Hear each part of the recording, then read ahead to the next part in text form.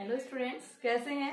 देखिए आज हमारे पास में टॉपिक है बेटा, वेरी इंपॉर्टेंट टॉपिक है जो एग्जाम के हिसाब से आपसे पास यहाँ से 5 मार्क्स के अंदर क्वेश्चन पूछा जाता है। ठीक है बेटा, वेरी इंपॉर्टेंट है। बोर्ड एग्जाम्स के हिसाब से हम इस क्वेश्चन को लेके चलते हैं। हमारे पास में वेव ऑप्टिक्स का हमारे पास में क्या है, कॉन्सेप्ट है, जिसके अंदर सबसे पहले हमने क्या देखा था कि अब हाइजेंस प्रिंसिपल को यूज करके, यानी हाइजेंस प्रिंसिपल को थ्योरी के बेस के ऊपर आपने वेव थ्योरी को कैसे एक्सप्लेन किया था। एंड साथ में हमने क्या देखा था कि हाइजेंस प्रिंसिपल को यूज करके हमने रिफ्लेक्शन देखा था, हमने रिफ्लेक्शन देखा था। आज हमें क्या देखना है बेटा, नेक्स्ट टॉपिक आता है हमारे पास में कि आप जो है वेव नेचर को शो करने के लिए क्या करेंगे, इंटरफेरेंस ऑफ लाइट। इंटरफेरेंस का मतलब क्या है, यानी आज हमारे पास में टॉपिक है इंटरफेरेंस ऑफ लाइट। इंटरफेरेंस का मतलब क्या है, देखिए आपके पास मान लो कोई भी एक सोर्स है, उस सोर्स से जब भी क्या हो रही है, दो रे ऑफ लाइट, यानी मान लो आपके पास में कोई भी दो रे ऑफ लाइट अगर आपस में सुपर इम्पोज करती हैं, ठीक है, आपस में क्या करिए, सुपर इम्पोज करती हैं, तो हम क्या देखते हैं, कहीं पे इंटेंसिटी बढ़ जाती है, कहीं पे इंटेंसिटी क्या हो जाती है, कम हो जाती है। तो ऐसा क्यों होता है, तो यानी हम क्या बताएंगे, due to the interference of light. ठीक है, अब ये फिनोमिना किस तरह से होता है, यानी लाइट की इंटेंसिटी जो इंक्रीज हो रही है वो किस कारण से इंक्रीज हो रही है।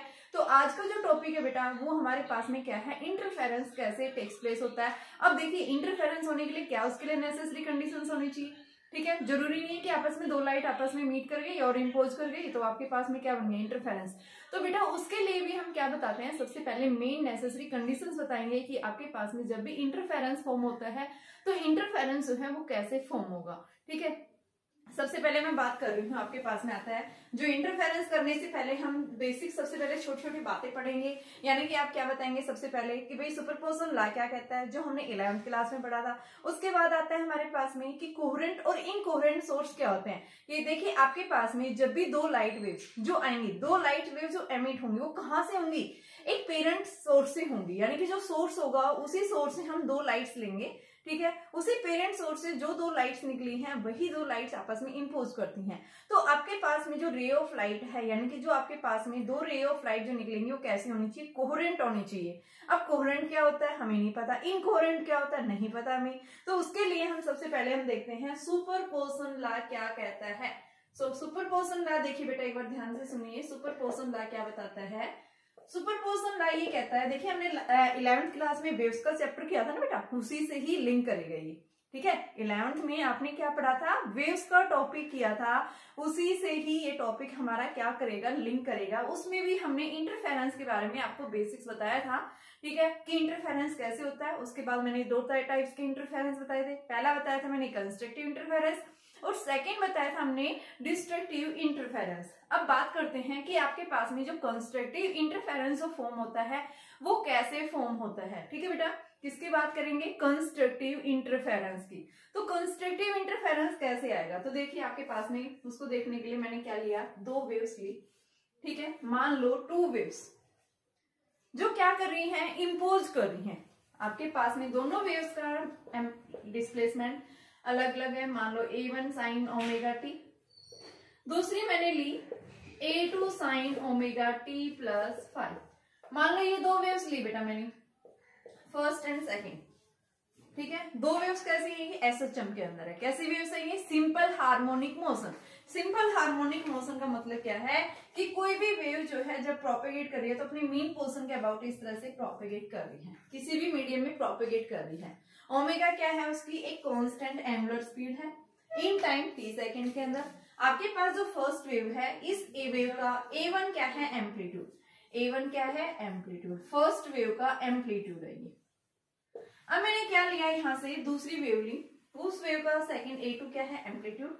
इन दोनों के बीच में बेटा फेस डिफरेंस है, वो क्या है, 5।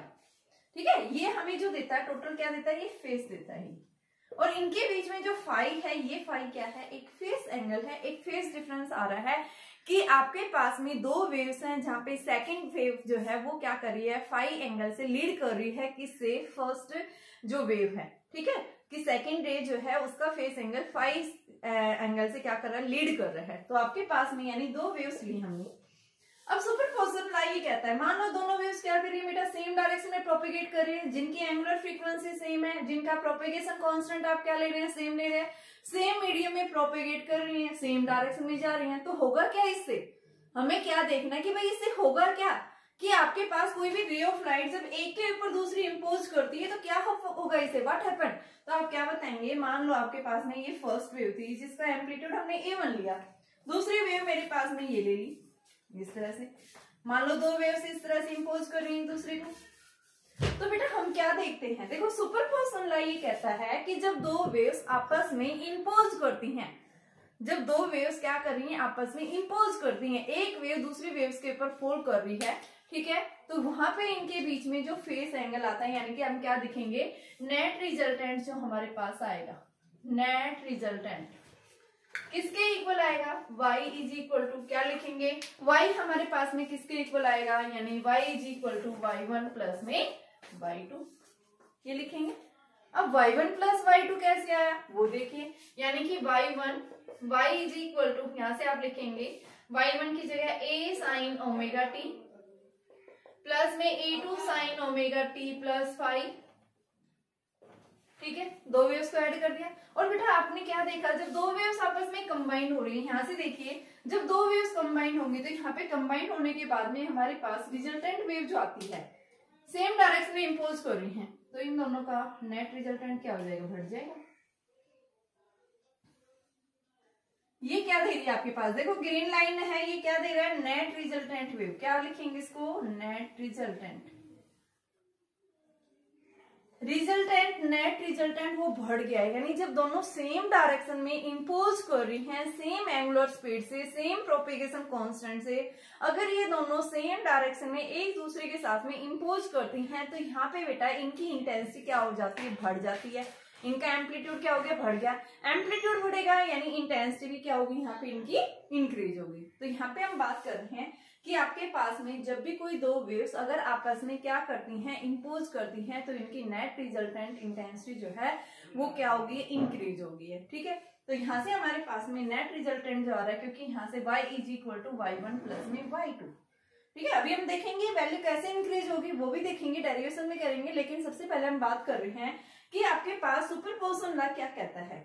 सुपरपोजिशन लॉ ये कहता है कि जब भी 2 वेव्स अगर सेम डायरेक्शन में प्रोपिगेट करती हैं तो उन दोनों का रिजल्टेंट जो है, यानी नेट डिस्प्लेसमेंट का जो रिजल्टेंट आएगा, उस रिजल्टेंट को हम एक सिंगल वेव से रिप्रेजेंट कर सकते हैं। जैसे y1 और y2 2 वेव्स थी और मैंने इनका रिजल्टेंट क्या लिखा, y is equal to y1 plus y2, यानी इन दोनों का रिजल्टेंट आ गया।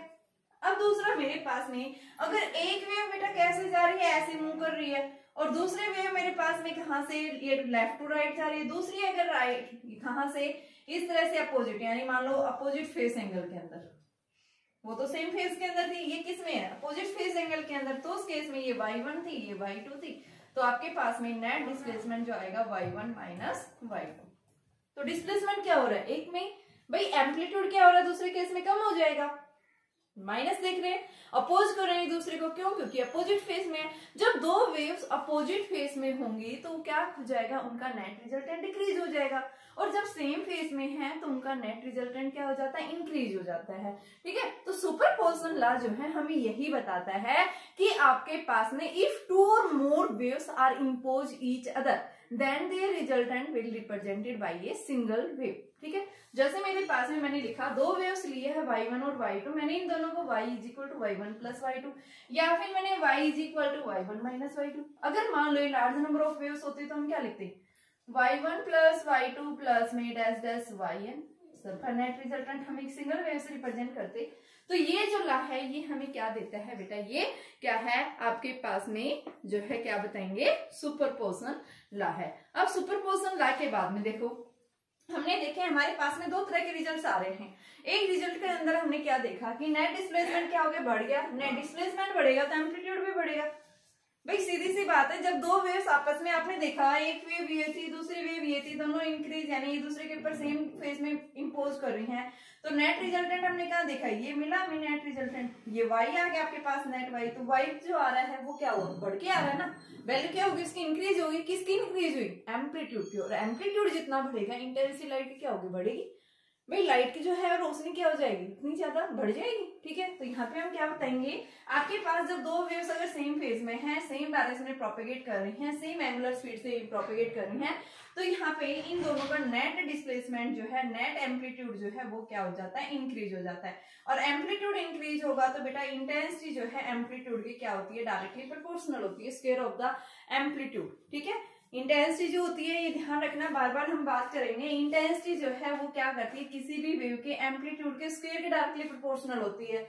जितना ज्यादा एम्पलीट्यूड होगा वेव की इंटेंसिटी क्या होगी, उतनी ज्यादा बढ़ेगी। तो यानी हम क्या बता रहे हैं, यहाँ पे आपके पास में जो दो वेव सेम फेज के अंदर क्या करती हैं, इंपोज करती हैं, तो यहाँ पे इनकी इंटेंसिटी क्या हो जाती है, बढ़ जाती है, एम्पलीट्यूड क्या हो जाता है, बढ़ जाता है। तो आपके पास में क्या आता है, इस तरह का जो फिनोमिना बोलता है, उस फिनोमिना को हम क्या बोलते हैं, कंस्ट्रक्टिव इंटरफेरेंस। और जिसमें कम हो जाता है, डिक्रीज हो जाता है। मान लो एक वेव इधर से ऐसे जा रही थी, दूसरी वेव अपोजिट फेज में, तो जब ये दो वेव्स एक दूसरे के साथ में इंपोज करती हैं, तो बेटा यहाँ पे हम क्या बताते हैं, नेट डिस्प्लेसमेंट इनका क्या हो गया, डिक्रीज हो गया, रिड्यूस हो गया। और जब ये दो वेव्स जिनका एम्पलीट्यूड रिड्यूस हो जाता है, जिनकी इंटेंसिटी कम हो जाती है, ठीक है, ओरिजिनल के रेस्पेक्ट में, तो उस केस में हम क्या बताएंगे, क्या है ये, डिस्ट्रक्टिव इंटरफेरेंस।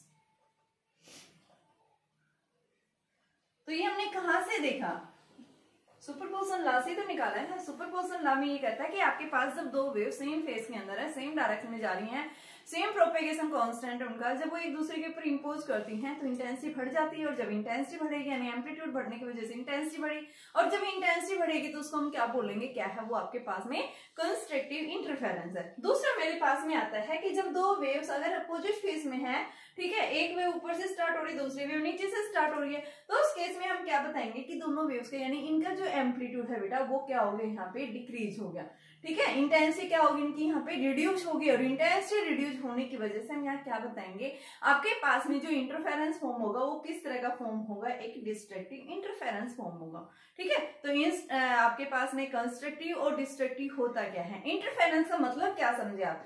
इंटरफेरेंस का मतलब ये है कि जब भी आपके पास में दो लाइट वेव्स जिनकी क्या है बेटा, एंगुलर स्पीड सेम है, क्या है इनके बीच में सेम प्रोपेगेशन कांस्टेंट से मूव कर रही है, सेम डायरेक्शन में जा रही हैं, ठीक है, तो जब ये एक दूसरे के ऊपर इंपोज करती हैं तो कहीं पे इनकी इंटेंसिटी बढ़ जाती है, कहीं पे इंटेंसिटी क्या हो जाती है, कम हो जाती है। तो इस फिनोमिना को हम क्या बोलते हैं, क्या है वो, इंटरफेरेंस ऑफ लाइट। ठीक है, सेकेंड हम बताते हैं टाइप्स ऑफ इंटरफेरेंस। भाई इंटरफेरेंस कितने टाइप्स का फॉर्म होता है, तो इंटरफेरेंस हमने देखा दो टाइप्स का फॉर्म होता है, first is the constructive interference and second is the destructive interference.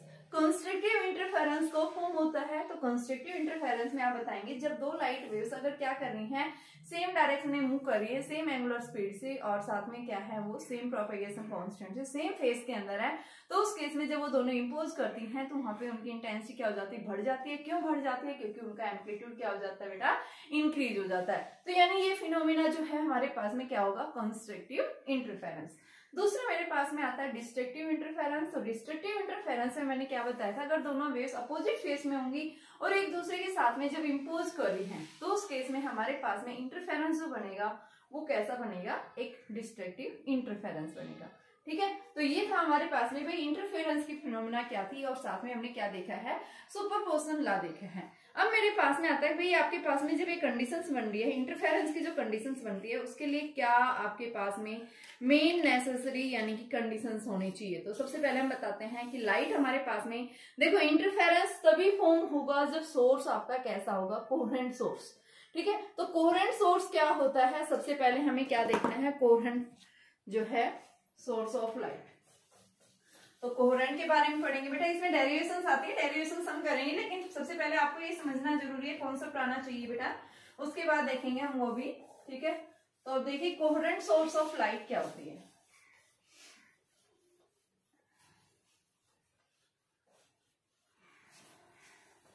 Coherent source of light, coherent source of light का मतलब क्या है कि अगर आपके पास में लाइट को कोहेरेंट कब कहेंगे, अगर वो सेम फ्रीक्वेंसी से क्या कर रही हैं, दो वेव्स सेम फ्रीक्वेंसी या वेवलेंथ जो है, कोहेरेंट सोर्स ऑफ लाइट। यानी एक ऐसा सोर्स जो क्या कर रहा है, दो लाइट वेव्स को एमिट कर रहा है जिनकी एंगुलर फ्रीक्वेंसी क्या है, सेम है। वो दोनों वेव सेम फेस में भी हो सकती हैं, अपोजिट फेस में भी हो सकती है, आइदर इन फेस और फेस डिफरेंस। ठीक है, जब भी आप क्या बताएंगे कि आपके पास में कोहेरेंट सोर्स ऑफ लाइट का मतलब क्या है, कोहेरेंस यानी light is said to be coherent if they emits, if the source emits two light waves having same frequency and same either of same phase or phase difference। उनके बीच का जो face है वो सेम भी हो सकता है, डिफरेंट भी हो सकता है, लेकिन जो लाइट वेव्स यहाँ से सोर्स के द्वारा जो एमिट्स होंगी बेटा वो दोनों कैसी होंगी, आप क्या बताएंगे कि आपके पास में दोनों सेम फ्रीक्वेंसी होनी चाहिए। ठीक है, और उनके बीच में फेस जो होगा कांस्टेंट फेस एंगल भी हो सकता है, डिफरेंट भी हो सकता है। तो हम क्या बताएंगे, यहाँ से जो सोर्स एमिट होगा यानी सोर्स से जो लाइट एमिट हुई है वो सोर्स को हम क्या कहते हैं, क्या है वो आपके पास में एक कोहेरेंट सोर्स होगा। जैसे मान लो मेरे पास में ये क्या है, एक कोहेरेंट सोर्स है, ये मान लो मैंने एक सोर्स लिया, ये सोर्स क्या कर रहा है, दो लाइट वेव्स को इस तरह से एमिट कर रहा है।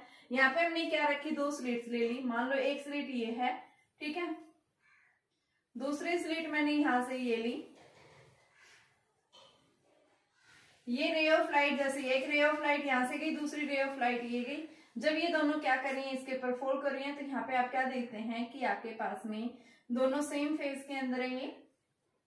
तो यहाँ से आपके पास में वेव्स जो है क्रस्ट और ट्रफ की फॉर्म में आती है, आपको बताइए। तो मान लो ये क्रस्ट है, ये क्या है, ट्रफ है, ये ट्रफ क्रस्ट है, ये फिर क्या आ गया, ट्रफ, फिर क्रस्ट, फिर ट्रफ, इस तरह से यहाँ पे भी crust trough crust trough crust trough. तो आप क्या देखते हैं कि क्रस्ट ट्रफ के ऊपर जब ये दोनों वेव्स, देखो एक वेव इस उधर से आ रही है, दूसरी वेव इधर से आ रही है, स्लिट में से पास हो रही है, जब ये दोनों वेव्स क्या करती हैं, एक दूसरे के ऊपर फोल्ड करती हैं, तो यहाँ पे क्या होता है कि क्रस्ट का क्रस्ट के ऊपर फोल्ड करता है। क्रस्ट का मतलब अभी मैंने समझाया था आपको कि मान लो दो वेव्स हैं, ये क्या कर रही है, एक दूसरे को इंपोज कर रही हैं, ये फर्स्ट वेव है, दूसरी वेव इस तरह से है, तो इस तरह से क्या करें, एक दूसरे के इंपोज, भाई क्रस्ट का क्रस्ट के ऊपर फोल्ड कर रहा है, ट्रफ का ट्रफ के ऊपर, क्रस्ट का क्रस्ट के ऊपर फोल्ड कर रहा है। तो यानी जब दो वेव्स आपस में इंपोज करती हैं, तो अगर एक वेव का क्रस्ट दूसरी वेव के क्रस्ट के ऊपर फोल्ड करता है, तो वहां पे उनकी इंटेंसिटी क्या हो जाती है, बढ़ जाती है, एम्पलीट्यूड बढ़ गया। और जब भी आपके पास में नेट रिजल्टेंट वेव की इंटेंसिटी बढ़ती है, तो यानी उस फिनोमिना को हम क्या बोलते हैं, कंस्ट्रक्टिव इंटरफेरेंस होता है। लाइट की इंटेंसिटी क्या हो जाती है, बढ़ जाती है, ठीक है, ब्राइटनेस ज्यादा इंक्रीज हो जाती है। और आपके पास में डिस्ट्रक्टिव का मतलब क्या है कि जब आपके पास में मान लो फर्स्ट वेव का क्रस्ट है, सेकंड वेव का ट्रफ, ठीक है, ये क्रस्ट और ट्रफ एक दूसरे के साथ इंपोज कर यानी अपोजिट फेस में हो गई, तो उस केस में हम क्या बताएंगे कि लाइट की इंटेंसिटी क्या हो जाती है, इस केस में रिड्यूस हो जाती है। तो यहाँ पे हमारे पास में देखो क्या हुआ, कोहेरेंट सोर्स हम किसको कहेंगे, ये जो पेरेंट सोर्स है, ये जो पेरेंट सोर्स है, इस पेरेंट सोर्स ने दो लाइट वेव्स को एमिट किया है।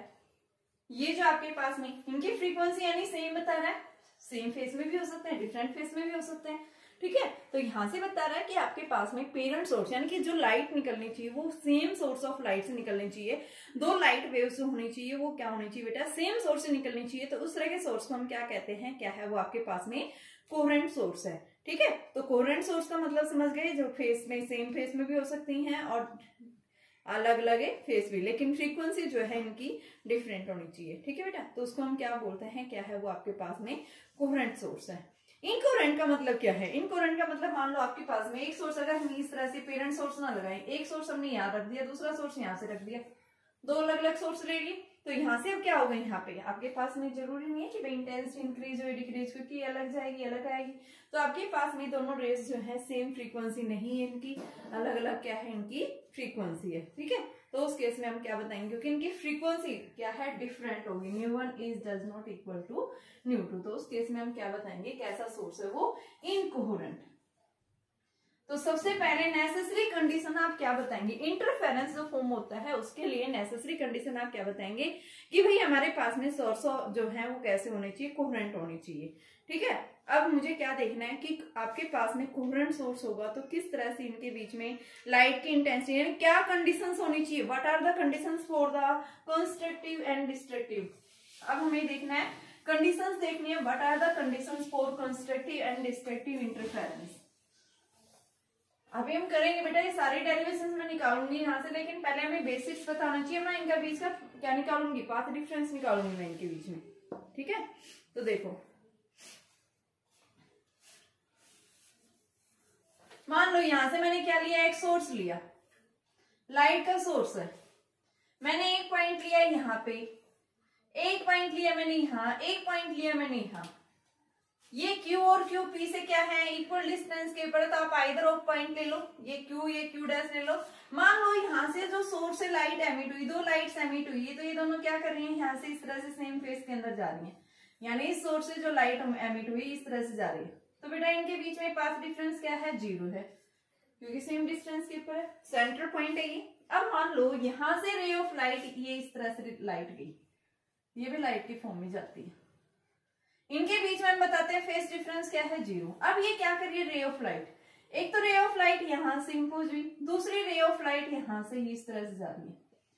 क्या अब इन दोनों लाइट वेव्स की, क्या अब इन दोनों लाइट्स की, इनके बीच में तो पाथ डिफरेंस आप 0 बता रहे थे, लेकिन क्या अब इनके बीच में कोई पाथ डिफरेंस 0 रहेगा, नहीं रहेगा भाई। एक पॉइंट से तो यहाँ से तो लाइट क्या है, नजदीक है, यहाँ से क्या हो गया, दूर हो गया, इनके बीच में पाथ डिफरेंस आ गया। मान लो यहाँ पे पाथ डिफरेंस क्या है, x1, यहाँ पे क्या है, x2, तो हमें क्या मिलेगा, यानी कि s, मान लो s1q माइनस s2q, s2q ज्यादा होगा, यहाँ से डिस्टेंस ज्यादा होगी, तो s2q माइनस s1q क्या देगा, हमें एक पाथ डिफरेंस देगा, देगा या नहीं देगा।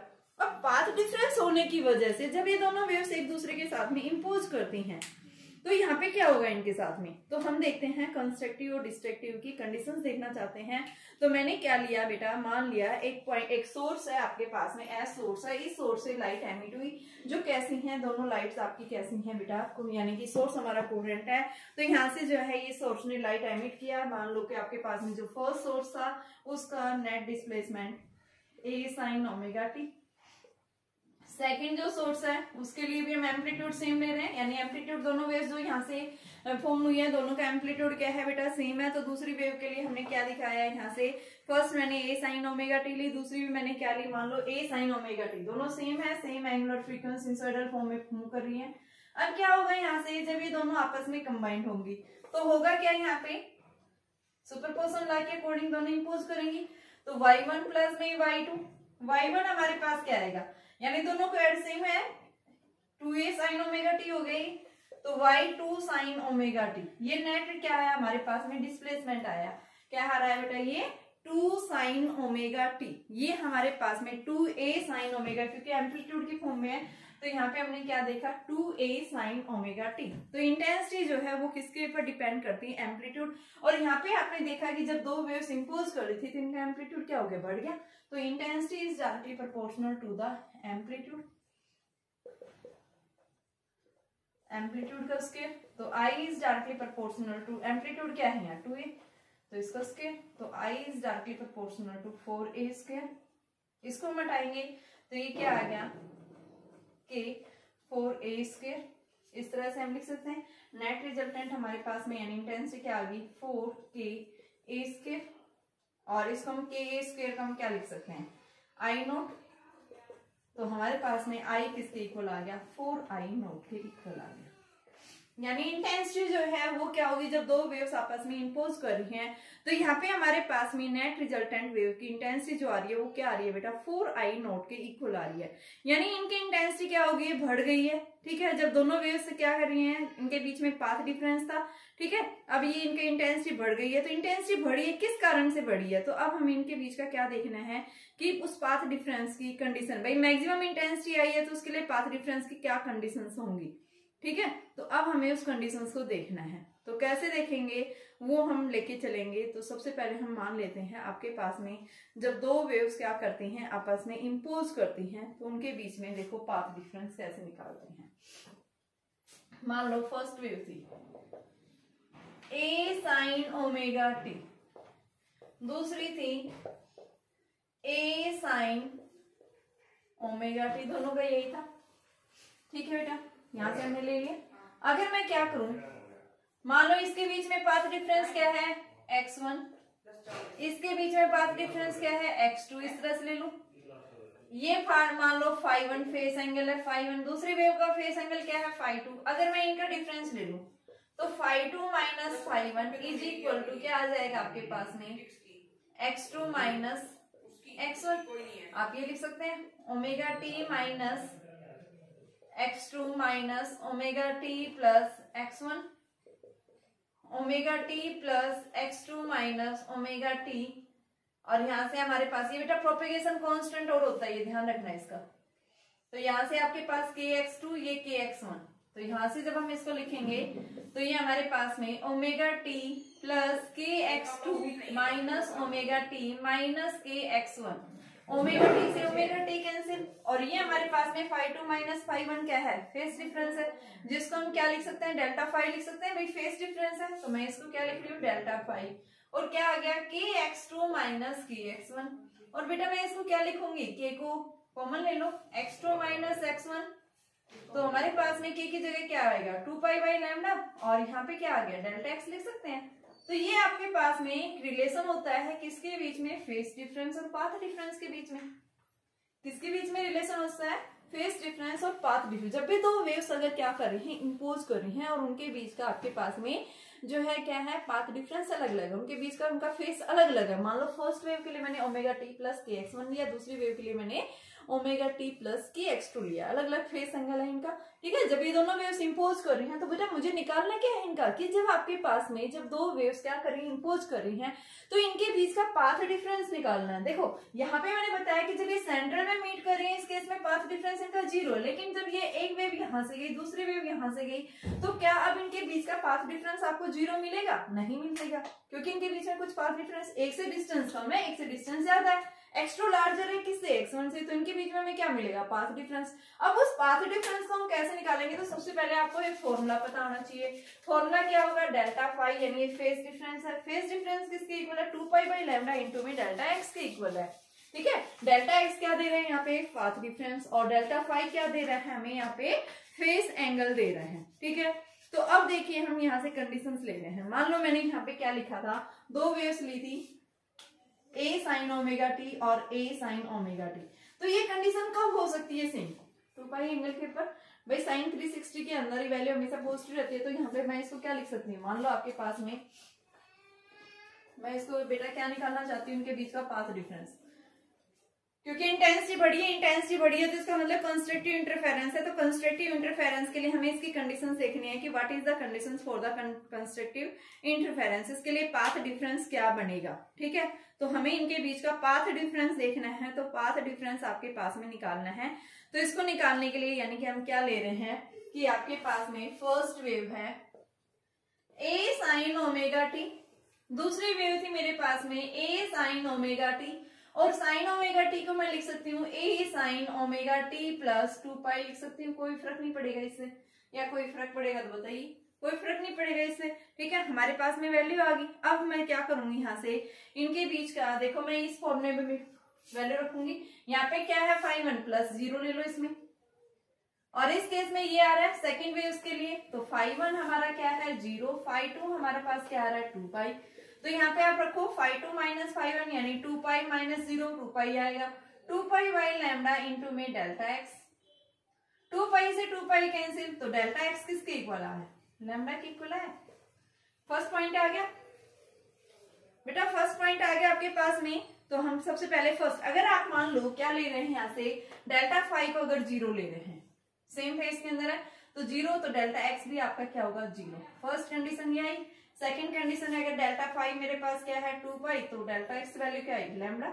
अब मैं थर्ड कंडीशन से लिखूंगी यहाँ पे, अगर फाई 2 में क्या ले रही हूँ 4 पाई ले रही हूँ, 4 पाई ले रही हूँ, तो उस केस में क्या हो जाएगा आपके पास में, क्या आ जाएगा यहाँ से 4 pi is equal to 2 pi by lambda into में डेल्टा एक्स, तो ये कितना आ गया delta x is equal to 2 lambda, यानी 0 पे पाथ डिफरेंस, जब फेस एंगल क्या था 0, जब फेस एंगल क्या है लैम्डा, उस केस में 2 पाई, जिस आपके पास जब लैम्डा एक्स क्या डेल्टा एक्स क्या हो गया 2 लैम्डा, उस केस में हमने क्या देखा फेस डिफरेंस हमारा क्या हो गया 4 पाई हो गया। तो यानी हम क्या देख रहे हैं कि इनके बीच का जब दो वेव्स अगर क्या कर रही है, अगर इंटेंसिटी बढ़ी है, बेटा मैं कंडीशंस ओनली किसके लिए बता रही हूँ, जब कंडीशंस आपकी क्या है, जब दो वेव्स आपस में इंपोज कर रही हैं और आपके पास में नेट इंटेंसिटी क्या हुई है बढ़ी है, इंक्रीज हुई है, तो उस केस में आप क्या बताएंगे कि इनके बीच का जो पाथ डिफरेंस जो आएगा, यानी कि आप क्या लिखेंगे x2 माइनस x1 जो होगा वो हमेशा किसके इक्वल होगा, n लैम्डा ले सकते हो आप इसको। एन क्या है आपके पास में, ये कोई भी एक इंटीजर वैल्यू है जिसकी वैल्यू क्या हो सकती है 0 1 2 3 डैश डैश आप लगा सकते हैं, where n is equal to 0 1 2। तो ये क्या है पाथ डिफरेंस। इस पाथ डिफरेंस में हमेशा क्या होगा constructive interference, path difference for constructive interference. जब भी आपका कंस्ट्रक्टिव इंटरफेरेंस फॉर्म होगा उस केस में आप क्या याद रखेंगे कि इनके बीच में जब दो वेव्स आपस में इंपोज करती हैं तो उनके बीच का जो पाथ डिफरेंस आएगा वो हमेशा क्या मिलेगा आपके पास में, यानी कि x2 माइनस x1 is equal to n lambda के इक्वल होगा बेटा। ठीक है, अब मान लो अगर ये क्या करिए दो वेव्स अपोजिट फेस में इंपोज करिए, तो सेम फेस के अंदर थी, सेम फेस के अंदर, या फिर इनके बीच का फेस क्या था 2 पाई 4 पाई 6 पाई, इस तरह से आप ले रहे हैं, तो आपके पास में यानी वैल्यू क्या देख रहे हैं, पाथ डिफरेंस की वैल्यू हमारे पास में एन लैम्डा आ रहा है। ठीक है, अगर मैं यहाँ पे क्या कर दूं, मान लो दो वेव्स हैं और वो दोनों वेव्स अलग अलग क्या कर रही हैं बेटा, अपोजिट फेस में इंपोज कर रही हैं एक दूसरे के ऊपर, तो उस केस में हमारे पास में क्या कंडीशंस होंगी, यानी कि मिनिमा के लिए कंडीशन, मिनिमा या आप ये बोल सकते हैं कि डिस्ट्रक्टिव इंटरफेरेंस के लिए। तो conditions for the destructive interference, उसके लिए क्या होगी, ये सब हम डेरिवेशंस देखेंगे, लेकिन पहले हमें इसको पता होना चाहिए क्योंकि मैं पाथ डिफरेंस यहाँ पे लिख दूंगी आपके पास में कि जब भी आपके पास मिनिमा होगा तो उस केस में हमारे पास ये कंडीशंस होगी पाथ डिफरेंस की, और मिनिमा होगी तो उस केस में ये। तो अब हमें देखना है मिनिमा के लिए। ठीक है बेटा, तो यहाँ पे देखा आपने कि सोर्स था आपके पास ये, इस केस में यहाँ सेंटर पे सेम फेस मैक्सिमम, हमेशा सेंट्रल के ऊपर मैक्सिमम फॉर्म होता है, मैक्सिमम हम देखेंगे इस डबल स्लिट एक्सपेरिमेंट से। ठीक है, अब आपके पास यहाँ पे यहाँ पे भी क्या हो सकता है आपका मैक्सिमम इंटेंसिटी भी आ सकती है, मिनिमम भी आ सकती है। तो मैक्सिमम के लिए तो हमने देख लिया, अगर इनके बीच का पाथ डिफरेंस अगर क्या है एन लैम्डा है तो उस केस में हमें कंस्ट्रक्टिव इंटरफेरेंस फॉर्म होगा, ये ध्यान रखना। लेकिन अब मिनिमम कब फॉर्म होगा, मिनिमम यानी जब दो वेव्स आपस में इंपोज कर रही हैं तो उनके बीच में जो पाथ डिफरेंस आएगा वो पाथ डिफरेंस अब किसके इक्वल होगा, क्या निकालना हमें, अब इनके बीच का पाथ डिफरेंस निकालना है। तो उस पाथ डिफरेंस को हम क्या लेंगे, वही सेम, भाई x1 है ये x2 है। ठीक है, तो आपके पास अभी डेल्टा फाई पढ़ा था, क्या था आपके पास में कि 2 pi by lambda into delta x, ये फॉर्मूला लिखा था। अब आपके पास मान लो दो वेव्स थी, अभी इस क्वेश्चन में हमने पढ़ा था a साइन ओमेगा टी, दूसरी हमने ली थी y2 वो भी a साइन ओमेगा टी। ठीक है, अब मान लो इनके बीच में जो फेस एंगल है वो मैंने फर्स्ट वेव के लिए क्या लिया था, मैंने जैसे 2 पाई लिया था, यहाँ पे अगर मैं मान लो सेकंड वेव में पाई ऐड कर देती, मान लो ये लीड कर रही है पाई एंगल से, तो उस केस में क्या आएगा आपके पास minus a sine omega T, minus हो जाएगी ना, पाई के ऊपर साइन 180 क्या होता है -1 होता है, तो आपके पास में इसमें ऐड कर रहे हैं, तो ये क्या आ गया माइनस, ये वैल्यू आ गई। अब इन दोनों का आप ऐड करेंगे तो आपके पास में y is equal to y1 minus y2 क्या आएगा 0, 0 आ रहा है, इसका मतलब मिनिमम इंटेंसिटी आ गई भाई, 0 आ रहा है इसका मतलब क्या हो गया मिनिमम इंटेंसिटी आ गई। तो यहाँ पे आप रखेंगे वैल्यू, तो आपके पास में क्या आएगा, ये रखो यहाँ पे, तो आपके पास वैल्यू देखो φ2 यानी φ2 minus φ1 is equal to 2 pi by lambda into में डेल्टा एक्स, φ2 कितना है पाई, ये 0 is equal to 2 pi by lambda into delta x, तो ये आपके पास में lambda pi is equal to 2 pi delta x, pi से पाई कैंसिल, तो ये लैम्डा बाई 2 डेल्टा एक्स, ये आगे फर्स्ट कंडीशन लैम्डा बाई 2। इसी तरह से अगर आप आगे वैल्यू लेंगे 3 पाई लेंगे, फेस 3 पाई लेंगे, तो उस केस में आपके पास क्या आ जाएगा, यानी delta x is equal to 3 lambda by 2। इसी तरह चेंज करेंगे तो यहां से हम क्या देख रहे हैं, क्या वैल्यू आएगी n प्लस में हाफ लैम्डा, क्या आएगा पाथ डिफरेंस। जब भी मिनिमा इस कंडीशंस के ऊपर हमेशा क्या होगा मिनिमम इंटरफेरेंस यानी डिस्ट्रक्टिव इंटरफेरेंस जब भी फॉर्म होगा तो उसके लिए पाथ डिफरेंस आपके पास में क्या होना चाहिए बेटा n प्लस हाफ या 2n माइनस 1 लैम्डा बाई 2 भी आप लिख सकते हैं इसको। ठीक है, इसके ऊपर हमेशा क्या मिलेगा आपको डिस्ट्रक्टिव इंटरफेरेंस। ठीक है, तो कंस्ट्रक्टिव इंटरफेरेंस और डिस्ट्रक्टिव इंटरफेरेंस क्या होते हैं, तो आपको ध्यान रखना। सबसे पहले हमारे पास में क्या बताएंगे कि आपके पास सोर्स कैसा होना चाहिए, सोर्स होना चाहिए यानी कोहेरेंट होना चाहिए, भाई कोहेरेंट सोर्स होगा तो ही हमारे पास में क्या होगा इंटरफेरेंस फॉर्म होगा। दूसरा आप कैसे कर सकते हैं कि आपके पास में जो रे ऑफ लाइट, देखो हमने पीछे पढ़ा था, ये हमारे पास सोर्स था, सोर्स क्या करेगा लाइट का एमिट करेगा, यहाँ से क्या आएगा एक स्फेरिकल वेव फ्रंट आएगा, जैसे यहाँ पे स्लिट के ऊपर आके फॉल करती है रे ऑफ लाइट, यहाँ से हम 2 स्लिट गैप्स ले लेते हैं, इसके अंदर से लाइट आके फॉल कर रही है, किधर से, दूसरी इधर से। तो ये दोनों वेव्स कैसी होनी चाहिए, कोहेरेंट होनी चाहिए, सेम फेज के अंदर होनी चाहिए, सेम एंगुलर फ्रीक्वेंसी होनी चाहिए, ठीक है। एम्पलीट्यूड इनका सेम भी हो सकता है, नहीं भी हो सकता है। जब ये आपस में इंपोज करते हैं तो इंपोज करने की वजह से क्या बनता है, यहाँ इंटरफेरेंस फॉर्म होता है। तो यहाँ मेरे पास आती है बात बेटा कि जब आपके पास में कोई भी रे ऑफ लाइट जब यहाँ से फॉल कर रही है तो सबसे पहले आपने क्या कर दिया, वेव फ्रंट को डिवाइड कर दिया। पहला तो आपने लिखा सोर्स कैसा होना चाहिए, कोहेरेंट होना चाहिए। दूसरा आप लिखेंगे मोनोक्रोमेटिक रे ऑफ लाइट, यानी मोनोक्रोमेटिक सोर्स होना चाहिए लाइट का, यानी सिंगल रे ऑफ लाइट से ही लाइट का डिवाइड होना चाहिए। तीसरी कंडीशन क्या बताएंगे भाई, वेव फ्रंट को हमने डिवाइड कर दिया, यहाँ पे डिवाइड हो गया, यहाँ पे डिवाइड हो गया। वेव फ्रंट को डिवाइड किया तभी तो आपके पास में क्या बन रहा है, कोहेरेंट सोर्स फॉर्म हो रहा है। तो हम क्या लिखेंगे, कोहेरेंट सोर्स यानी कि फॉर्म करने के लिए हम क्या कर सकते हैं, वेव फ्रंट्स को डिवाइड कर सकते हैं, या फिर एम्पलीट्यूड को डिवाइड करने पर भी हमारे पास में क्या फॉर्म हो सकता है कि बेटा क्या होगा, आपके पास में इंटरफेरेंस फॉर्म होगा।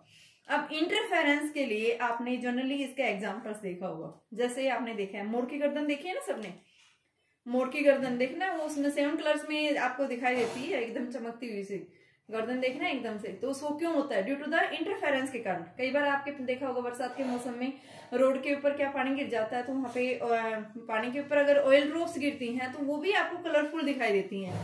तो वो क्यों दिखाई देती है, उस समय केस में भी आप क्या बताएंगे, due to the interference of light के कारण ऐसा होता है, ठीक है बेटा। तो इंटरफेरेंस ऑफ लाइट क्या होती है, सबसे पहले आपको ये कॉन्सेप्ट समझ में आ गया होगा कि इंटरफेरेंस लाइट हमें कैसे फॉर्म होती है, क्या उसके लिए नेसेसरी कंडीशंस है। अब बात आती है हमारे पास में कि रिजल्टेंट वेव जो आती है उसकी इंटेंसिटी हम कैसे निकालेंगे, ठीक है। तो आज हम टॉपिक करेंगे, जो हमारा मेन टॉपिक पूछा जाता है यहाँ से इंटरफेरेंस के अंदर, कि आपके पास में ड्राइव करना है expressions for the intensity of the resultant wave, कि रिजल्टेंट वेव को इंटेंसिटी क्या होगी। फिर उसके लिए पूछेगा what are the conditions for the constructive and destructive interference, ठीक है बेटा। तो हमें कंडीशंस देखनी है कि कंस्ट्रक्टिव इंटरफेरेंस जब भी फॉर्म हो रहा है या फिर डिस्ट्रक्टिव इंटरफेरेंस फॉर्म हो रहा है, तो उसके लिए आपके पास में क्या नेसेसरी कंडीशंस होनी चाहिए। तो उसके लिए सबसे पहले हम नेट रिजल्टेंट वेव निकालेंगे। नेट रिजल्टेंट वेव का एम्पलीट्यूड अगर हम निकाल लेते हैं तो उसमें हमें इंटेंसिटी भी निकाल सकते हैं, क्योंकि इंटेंसिटी किसके ऊपर डिपेंड करता है, एम्पलीट्यूड के ऊपर डिपेंड कर रहा है, ठीक है बेटा। तो नेक्स्ट टॉपिक अभी जो मैं, ये सिर्फ आपका बेसिक्स था जो मैंने इंटरफेरेंस के लिए आपको बताया था कि इंटरफेरेंस जब भी फॉर्म होगा तो उस केस में आपको ये पता होना चाहिए इंटरफेरेंस कैसे फॉर्म होता है, ठीक है। क्या बताया मैंने, देखो एक बार मैं फिर से बता रही हूँ। इंटरफेरेंस का मतलब क्या होता है, जब भी 2 लाइट वेव्स जिनकी क्या है फ्रीक्वेंसी सेम है, सेम फेज के अंदर है, जब वो आपस में इंपोज करती हैं, सेम फेज में हो भी सकती है नहीं भी हो सकती है। अगर वो दोनों सेम फेज में होंगी तो हमें क्या मिलेगा, कंस्ट्रक्टिव इंटरफेरेंस। कंस्ट्रक्टिव इंटरफेरेंस में क्या होता है, लाइट की इंटेंसिटी बढ़ जाती है। डिस्ट्रक्टिव इंटरफेरेंस में क्या हो जाती है, लाइट की इंटेंसिटी कम हो जाती है। वो कब कम होती है, जब 2 लाइट वेव्स कैसे हैं बेटा, अपोजिट फेज के अंदर है, ठीक है।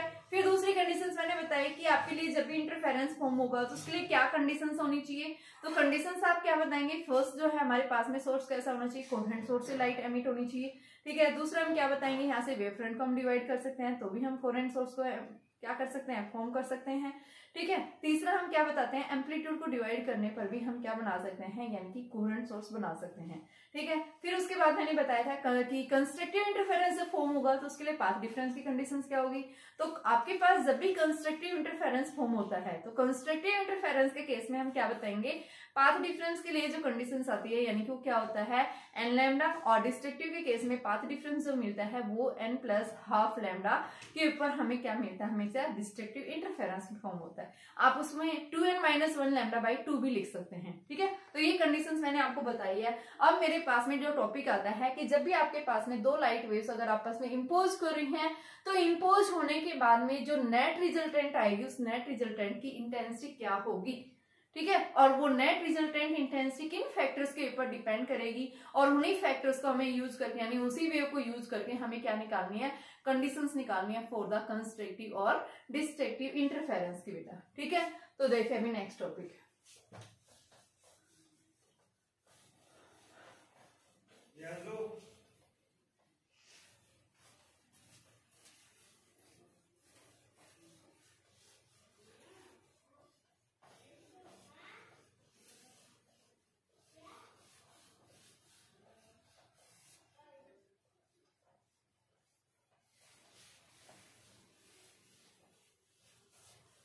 तो देखिए बेटा अभी नेक्स्ट आता है हमारे पास में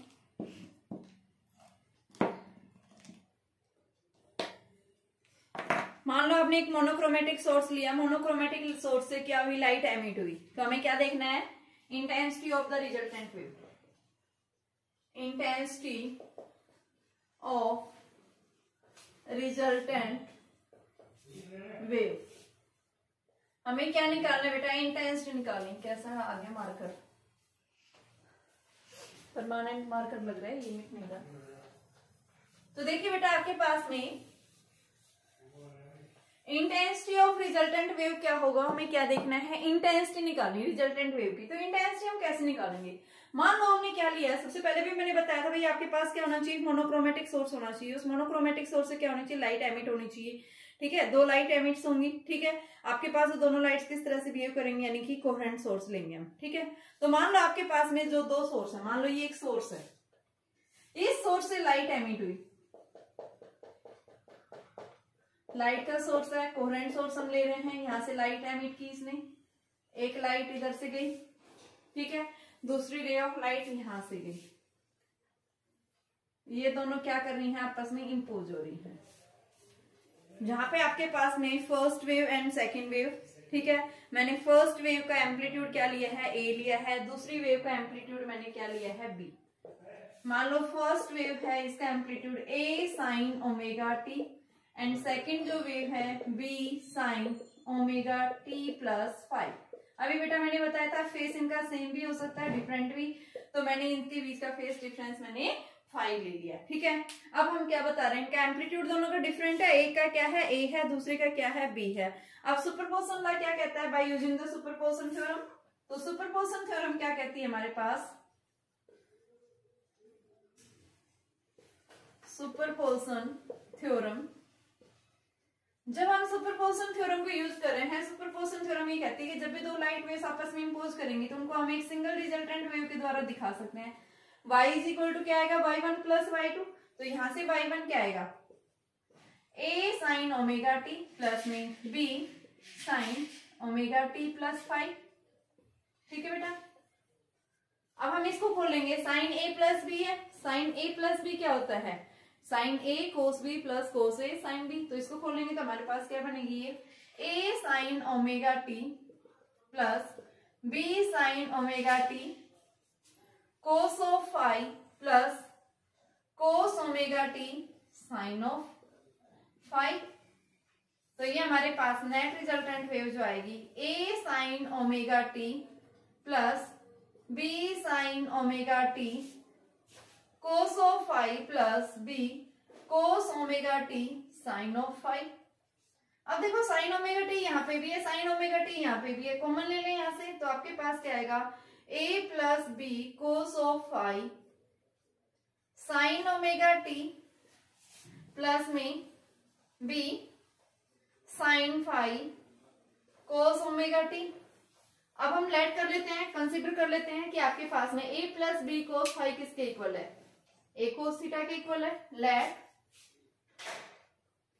a plus B cos of phi is equal to, ये बेटा मार्कर परमानेंट मार्कर था, मिट नहीं रही है ना, तो आपके पास में क्या आ गया, a plus B cos phi is equal to R cos theta मान लिया, आर क्या है मान लो रिजल्टेंट है। दूसरा हमारे पास में क्या आ गया, b sine phi, b sine phi क्या है, आर साइन थीटा। ठीक है, मैंने इस तरह से लिख दिया इनको।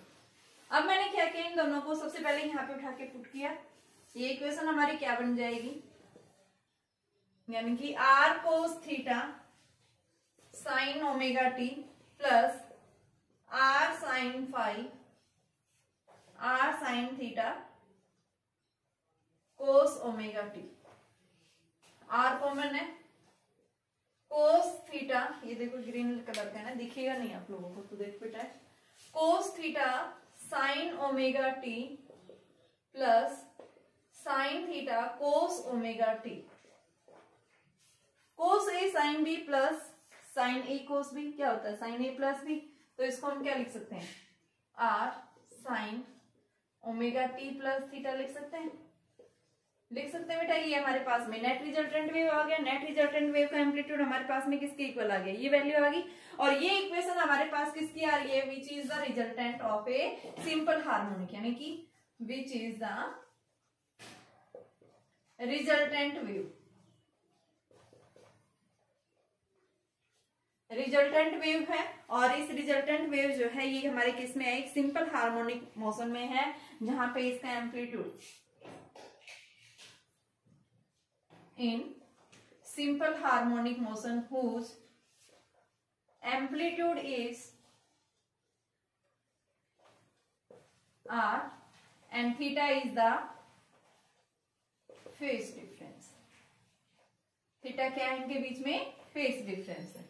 ठीक है, अब बेटा मुझे क्या निकालना है, इस आर का एम्पलीट्यूड निकालना है। सबसे पहले एम्पलीट्यूड जो है ना, इसका मैग्नीट्यूड निकालना है। तो इसको निकालने के लिए देखो मैं क्या करूंगी, जो हमने ये इक्वेशंस मान ली थी, मान लो आपके पास में ये इक्वेशन फर्स्ट है, ये इक्वेशन सेकंड है।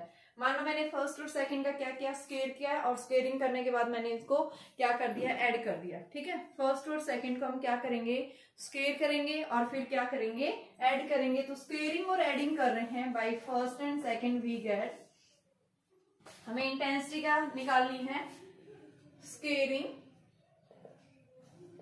First and second we gate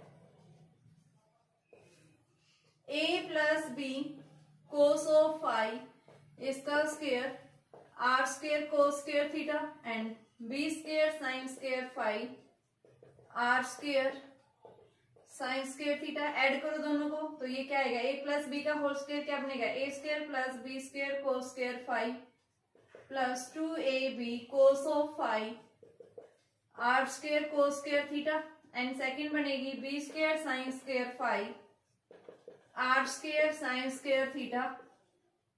दोनों को ऐड करेंगे तो ये हमारे पास में क्या बनेगा, A square plus B square. देखो दोनों को ऐड करोगे तो बी स्क्वायर कॉमन है, sine square five plus cos, adding both, यहाँ पे लिख देना एडिंग बोथ। तो ये आपके पास A square plus B square plus 2ab cos of five is equal to R square. तो रिजल्टेंट वेव का जो एम्पलीट्यूड आएगा वो क्या आएगा, A square plus B square plus 2ab cos of five. ये आया बेटा फाइव की फॉर्म में। तो इसको हम क्या बोलेंगे, क्या है ये हमारे पास में रिजल्टेंट वेव का नेट एम्पलीट्यूड। अब हमें रिजल्टेंट वेव का एम्पलीट्यूड भी निकालना था, साथ में हमें क्या देखनी है, इंटेंसिटी देखनी है। तो इस इंटेंसिटी को हम कैसे निकालेंगे, ठीक है, तो वो देखिए। देखो मैंने दो वेव्स ली थी, दोनों को इंपोज किया। इंपोज करने सबसे पहले मैंने इसको खोला, साइन ए प्लस बी, तो ये हमारे पास वैल्यू ये आ गई। यहां से मैंने इसको कॉमन ले लिया है, साइन ओमेगा टी, ये इक्वेशन बन गई। फिर उसके बाद में मैंने कंडीशंस ले ली, a plus B cos five को हमने क्या माना बेटा, आर कोस थीटा माना, b साइन फाइव को हमने क्या लिया, आर साइन थीटा। दोनों को क्या किया, यहाँ से ऐड कर दिया, यानी कि इस तरह से आप ये वैल्यू पुट कर दी इस इक्वेशन में।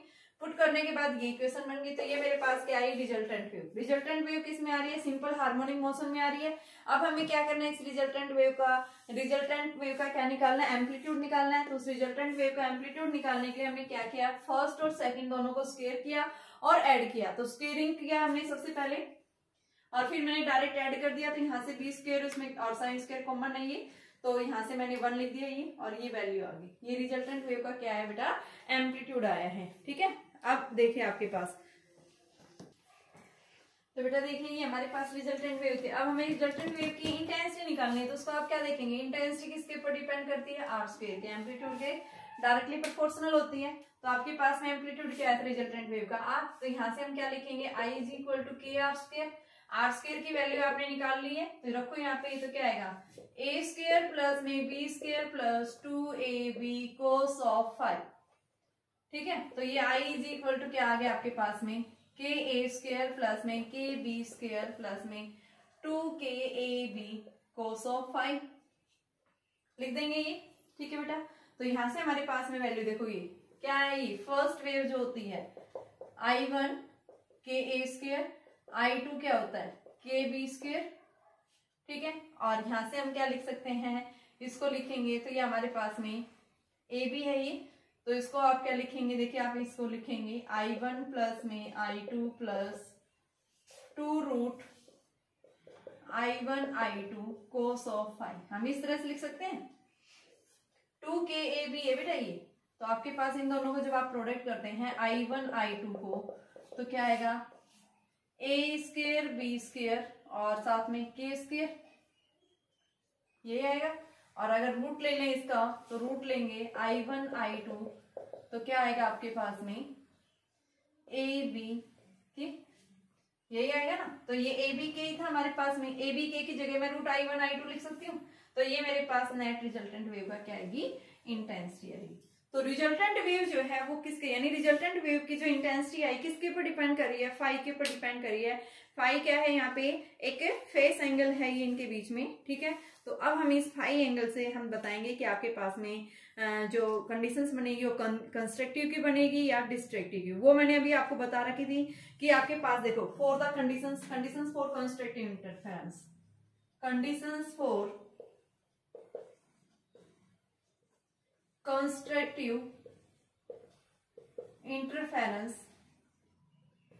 भाई कंडीशंस क्या होती है कि इंटेंसिटी क्या होती है इस केस में, maximum I should be maximum.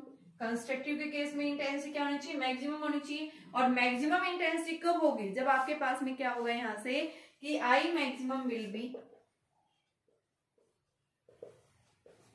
Only if cos phi is equal to 1 हो जाए। अगर इसकी वैल्यू क्या आ जाती है आपके पास में +1 आ जाती है, यानी cos फाई अगर +1 होगा तो उस केस में हम बता सकते हैं। और फाई की वैल्यू मैक्सिमम कब होती है, 0 पे, 2 पाई पे, 4 पाई पे, तो प्लस माइनस ले लेना इस पे।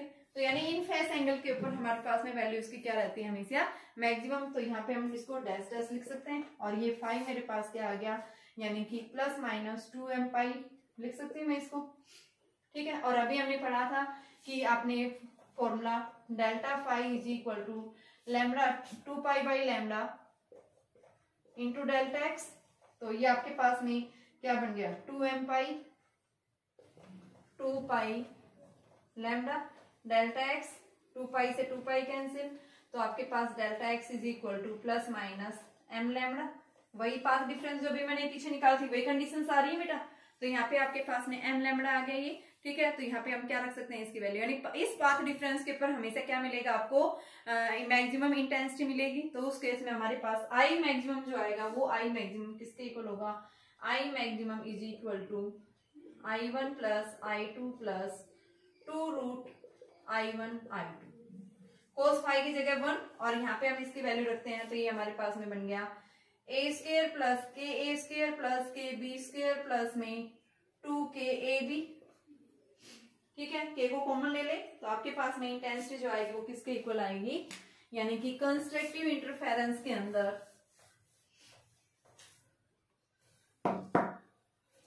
आई मैक्सिमम, यानी क्या लिखेंगे k कॉमन ले लो, a प्लस बी का होल स्क्वायर लिख सकते हैं। और ये आपके पास में आई मैक्सिमम आ गया a प्लस बी का होल स्क्वायर कंस्ट्रक्टिव इंटरफेरेंस में। यानी कि आप ये लिख सकते हैं कि मैक्सिमम इंटेंसिटी जो होगी वो किसके इक्वल होगी, a प्लस बी के इक्वल आएगी, ठीक है। ठीक है बेटा, अगर इंटेंसिटी की फॉर्म में लेनी है, इस फॉर्म में लेनी है, तो उस केस में आप क्या लिख सकते हैं, I maximum is equal to root I1 plus root I2 का स्क्वायर। इंटेंसिटी की फॉर्म में ये बनेगी। तो कंस्ट्रक्टिव के लिए आपके पास कंडीशंस ध्यान रखनी चाहिए। इस तरह हम क्या निकालेंगे फॉर द डिस्ट्रक्टिव इंटरफेरेंस के लिए। तो डिस्ट्रक्टिव इंटरफेरेंस के लिए क्या बनेगी, conditions for destructive interference.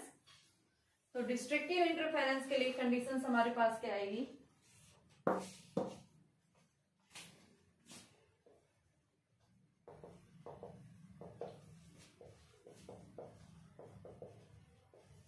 Destructive interference. तो डिस्ट्रक्टिव इंटरफेरेंस में भी हमारे पास ये रिजल्टेंट आ रहा था I1 plus I2 plus 2 root I1 I2 cos of phi. यानी कि यहाँ पे इंटेंसिटी मिनिमम कब होगी, will be only if cos phi क्या हो जाए -1। और कोस फाई की वैल्यू बेटा -1 कब होती है आपके पास में, यानी कि जब फाई क्या है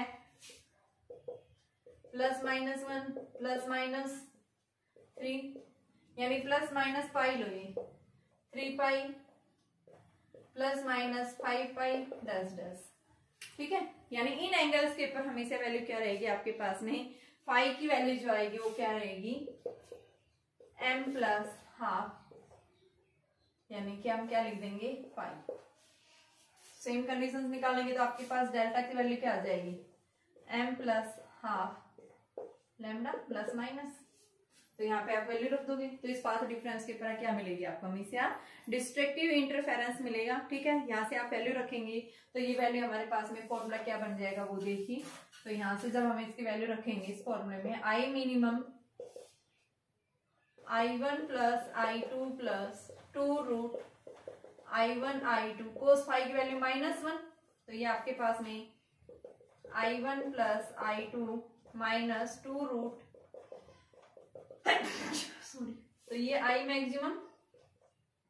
ठीक है बेटा, इंटेंसिटी की फॉर्म में ये फॉर्मूला आ गया, इसको आप लिख सकते हैं root I1 minus root I2 का स्क्वायर। क्या होगा ये, मैक्सिमम इंटेंसिटी। अगर आपके पास एम्पलीट्यूड की फॉर्म में पूछे तो यहां से सेम हम लिख देंगे, ये माइनस आपके पास में इसकी जगह क्या हो जाएगा, यानी कि आई मिनिमम, मिनिमम है बेटा, ये मैक्सिमम नहीं है। तो आई मिनिमम हमारे पास क्या मिलेगा, के ए स्क्वायर प्लस के बी स्क्वायर माइनस 2ab। ठीक है, और के भी है, के को कॉमन ले लेंगे तो आई मिनिमम हमारे पास में क्या आ जाएगा,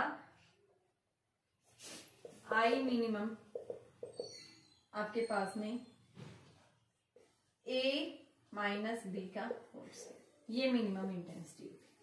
ठीक है बेटा, तो मैक्सिमम और मिनिमम की ये कंडीशंस आ गई हैं। कल हम इसके न्यूमेरिकल्स देखेंगे और इंटेंसिटी डिस्ट्रीब्यूशन का कर्व देखेंगे, और साथ में कल मैंने यंग्स डबल स्लिट एक्सपेरिमेंट भी करवाऊंगी, वेरी इंपॉर्टेंट है, वहां से भी क्वेश्चंस। तो आपके पास इस चैप्टर के अंदर मेनली 2 ही टॉपिक्स बचे हैं बेटा, या तो डिफ्रैक्शन वाला टॉपिक है या फिर इंटरफेरेंस। तो इस डेरिवेशन को अच्छे से करना, 2-3 बार इसको समझना और साथ साथ अपने नोट्स बना लेना।